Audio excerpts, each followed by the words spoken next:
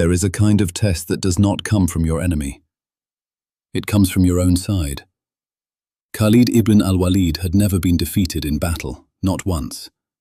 In 16 years of warfare, against the armies of Arabia, against Persia, against Rome, no enemy had ever broken him. But in 634 CE, months before the greatest battle of his life, the new Caliph of Islam removed him from command.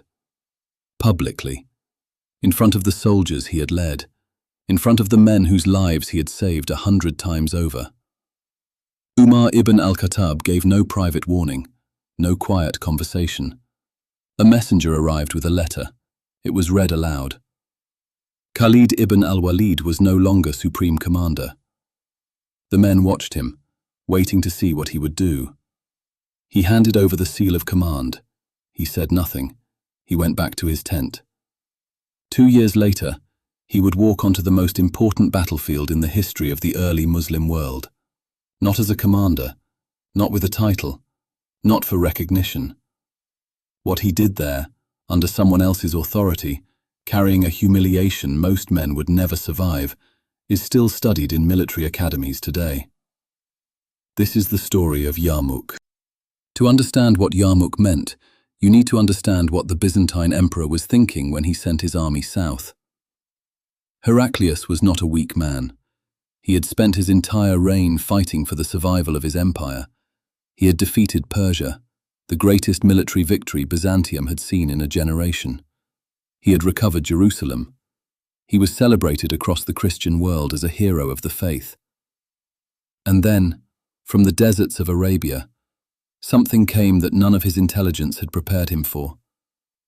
Muslim armies had taken the field, and they were winning. Ajnadain, Fal, Damascus, battle after battle, province after province. Heraclius understood what he was looking at. This was not a raid. This was not a border skirmish. This was a movement. And if he did not stop it here, it would not stop. He gathered everything he had: Armenian regiments, Arab Christian allies, heavy infantry, armored cavalry, the full inheritance of Rome's military tradition, somewhere between 80 and 100,000 soldiers. He sent them south with one instruction: end this. When that army crossed into Syria, Khalid ibn al-Walid was already there. Not as a commander, as a soldier. Try to feel what that means. He was the most experienced military mind in the entire Muslim world. He had fought more battles, won more engagements, saved more lives through sheer tactical brilliance than any man alive. He had just consolidated the entire Arabian Peninsula for Islam after the Prophet's death, a campaign historians still describe as a logistical and military miracle. And he was being asked to take orders from another man, to sit in council as an equal among commanders who had never approached his record, to fight, with the same ferocity, the same dedication, the same heart, for a cause that had just told him publicly that his name was no longer needed at the top. The reasons Umar gave were genuine. He feared that the soldiers were beginning to associate victory with Khalid rather than with Allah, that a cult of the commander was forming around an undefeated general. Umar was not wrong to fear this. But knowing the reason does not make the cut less deep. The question is not whether Umar was right. The question is what Khalid did with it. He showed up. He picked up his sword, and he waited for the moment when the battle would need what only he could give. The Yarmouk River Valley, late summer, 636 CE. The heat pressing down like a physical weight, the plateau stretching flat toward the Byzantine position. On the eastern and southern edges, ravines cutting deep into the earth, impassable for cavalry. Behind the Muslim position, the sun rose at their backs. Khalid had chosen this ground. He was not the supreme commander, but Abu Ubaidah ibn al-Jarrah, a man of extraordinary character and self-knowledge, was not too proud to recognize what was standing beside him. He gave Khalid the battlefield. He kept the title. Khalid kept everything that mattered. Khalid walked that ground before a single soldier arrived. He understood something about large armies that most commanders never learn. A larger army is not always stronger. A larger army is harder to control. It responds slowly. It panics differently. It can be made to destroy itself, if you understand how. The ravines on the eastern flank meant the Byzantines could not encircle him. They had 80,000 men and nowhere to put the advantage. The battle would be fought on a front narrow enough for a smaller, faster, more committed force to hold. Then he organized the army.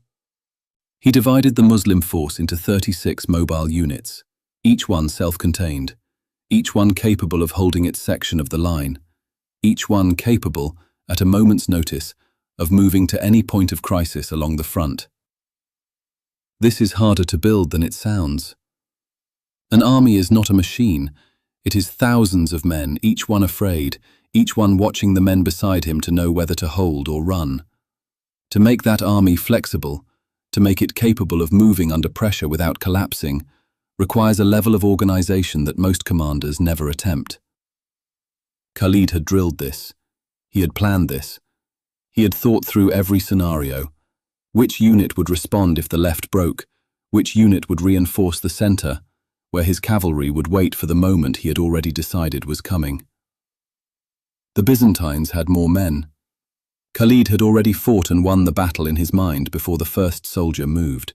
The battle began with single combat, champions from each side. The Muslim fighters held their ground.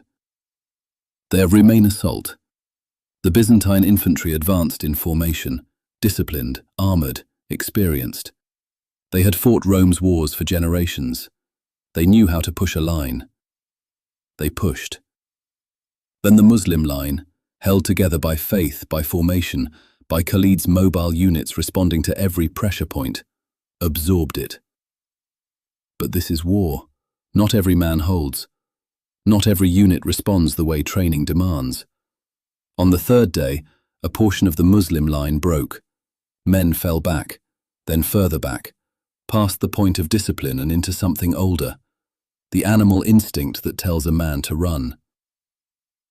They ran toward the rear camp, where the women were, established 1,300 to 1,500. They were not supposed to be fighters. They had come as support, pending the wounded, carrying water, holding the rear together. When the retreating soldiers reached them, men covered in blood and dust, men whose eyes had already left the battlefield, the women did not move aside. They picked up what they had, tent poles, tools, stones, and they stood in the path of the retreat.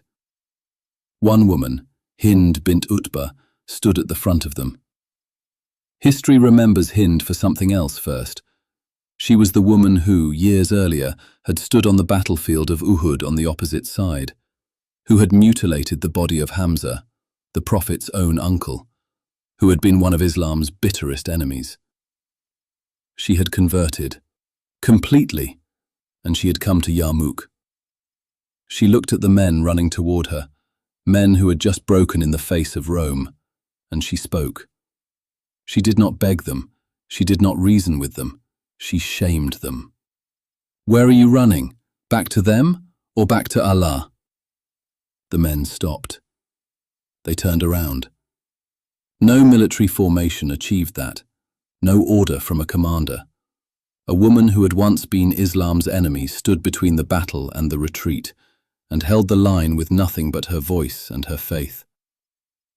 The Muslim army returned to the field. The Byzantines had made a calculation before the battle began. Some of their units, the ones assigned to hold critical points in the line, were chained together, iron chains, soldier to soldier. The reasoning was sound, in theory. Men who cannot flee will not flee. You remove the option, you remove the temptation. Khalid saw this, and he understood something that the Byzantine commanders had missed. Courage cannot be manufactured by constraint. A man chained in place is not brave. He is trapped. And a trapped man, when his line begins to break, cannot move, cannot adapt, cannot respond. The chains designed to hold them steady would hold them in place when the ground beneath them gave way. The Muslim soldiers were not chained. They could move. They could respond. They could follow Khalid's formations to wherever the battle needed them. There is a lesson here that has nothing to do with war. You cannot chain men into virtue. You cannot force a human being into excellence by removing their choices. Real strength requires the option to run and the decision not to. The Muslim army at Yarmouk had the option to run. Some of them did. Then a woman called them back, and they chose to return. That choice, made freely under pressure against every instinct, is the thing that chains can never produce. By the 6th day, the Byzantine army had taken losses it could not absorb. Senior commanders were dead. Units that had marched south in formation were fighting in fragments. The Armenian contingents were losing confidence. The Arab Christian allies had begun to waver. And then, the wind shifted. A khamsin, a desert dust storm, rolling in from the east, from behind the Muslim position, directly into the faces of 80,000 Byzantine soldiers. Though we had different the waiting, not for the dust storm. He could not have predicted the dust storm, but he had been waiting for the moment, the precise moment, when everything aligned. He had watched the Byzantine left flank for 6 days. He had mapped its commanders, its losses, its morale. He had identified the point where the line was thinnest, where the men were most exhausted, where a concentrated strike would not just break a unit, it would break the entire formation. He gathered his cavalry, the reserve he had held back for this, not for the opening charge, not for the defense, for this. He did not move them across the front. He moved them wide, sweeping around the edge of the battle, using the dust, the terrain, the chaos of 6 days of fighting to hide the movement until it was too late to respond to it. He hit the Byzantine left flank with everything. His flank collapsed. When a flank collapses in a battle of this size, something happens to the entire army that cannot be stopped by orders or discipline. Every soldier on the broken side suddenly understands that they are exposed from behind. The front no longer exists. 6 days of holding, gone in minutes. The Byzantine army broke. Not a withdrawal, not a retreat, a rout. 80,000 soldiers running from a field they had held for 6 days, running into the ravines Khalid had placed behind them at the beginning. There was nowhere to go. When the Emperor Heraclius received word of what had happened at Yarmouk, he was in Antioch, the last major Byzantine city before the road north to Constantinople. He stood. He looked south, toward Syria, toward the land his empire would never hold again. And he said, "Farewell, O Syria. What an excellent country this is for the enemy." He turned north. He went home. He never came back. Syria fell. Palestine fell. Jordan fell. Egypt would follow. North Africa would follow. One battle. 6 days. An army the size of a city. Gone. Historians place Yarmouk among the 10 most consequential battles in recorded history, alongside Marathon, Gaugamela, Hastings. It was won by a man who held no official title that day. When the battle ended, Khalid did not claim the victory. There was no speech, no ceremony. He had not been the named commander. The victory belonged to Abu Ubaidah, to the army, to Allah. He cleaned his sword. He returned to his tent. He was still a soldier serving under another man's authority. Nothing about his official position had changed. This is the detail that most people miss. We talk about Yarmouk as a military triumph, and it was. The tactics, the formation, the cavalry charge, these things deserve to be studied. But the real achievement at Yarmouk was not tactical. It was this: a man who had every reason to perform below his ability, who had been humiliated, demoted, stripped of the recognition he had earned, performed at the absolute peak of his ability anyway. Not to prove something to Umar, not to reclaim his title, not to write his name into history. Because the battle needed what he had. and he was not the kind of man who withholds what he has because he has not been properly thanked for it. There is a version of a man who would have shown up to Yarmouk at half effort, who would have done enough to survive, enough not to be blamed, but not enough to be brilliant, who would have saved that brilliance for a moment when it would be recognized. That man would have lost Yarmouk. Khalid ibn al-Walid was not that man.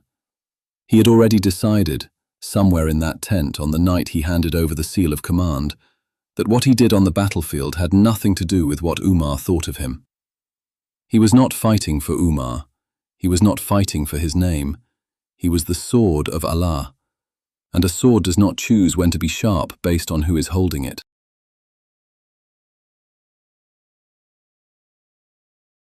This is the straight path. Next episode, we go to the moment Islam almost died from within.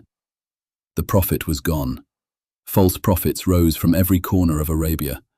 Tribes abandoned the faith by the thousands. The young Muslim state was collapsing on every front, simultaneously. Abu Bakr made one decision that may have saved everything. He unleashed Khalid ibn al-Walid. The Ridda Wars, the false prophet Musaylimah, 40,000 of his followers, and a battle so brutal history named the location the Garden of Death. If this reached you, share it with someone who needs to hear it. Wassalamu alaikum.